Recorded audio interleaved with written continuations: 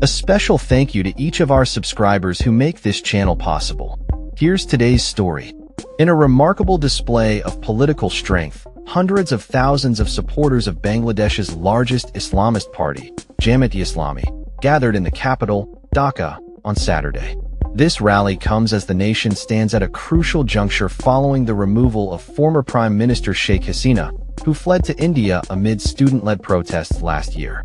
The interim government, led by Nobel Peace Prize laureate Muhammad Yunus, has announced that elections are expected to be held in April, although there are calls for polls to be scheduled as early as February, particularly from the Bangladesh Nationalist Party, BNP, and its allies.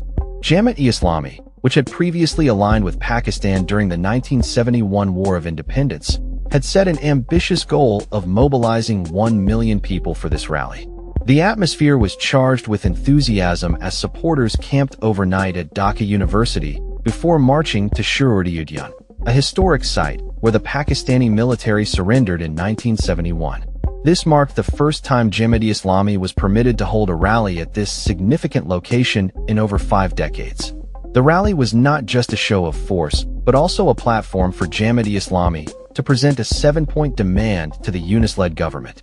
These demands included calls for free and fair elections, the trial of those responsible for mass killings during the War of Independence, essential reforms, and the introduction of a proportional representation system in the electoral process.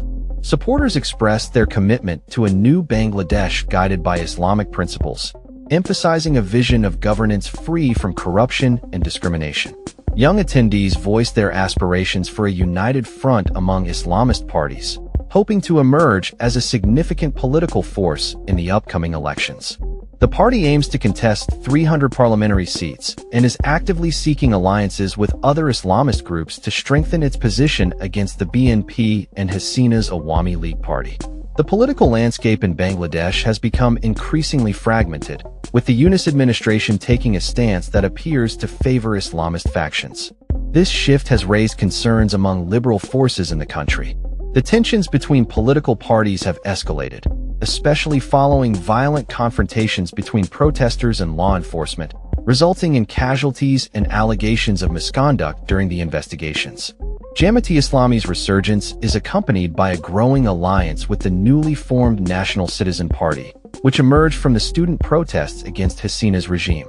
Both parties share an anti-India sentiment, further complicating the political dynamics in Bangladesh.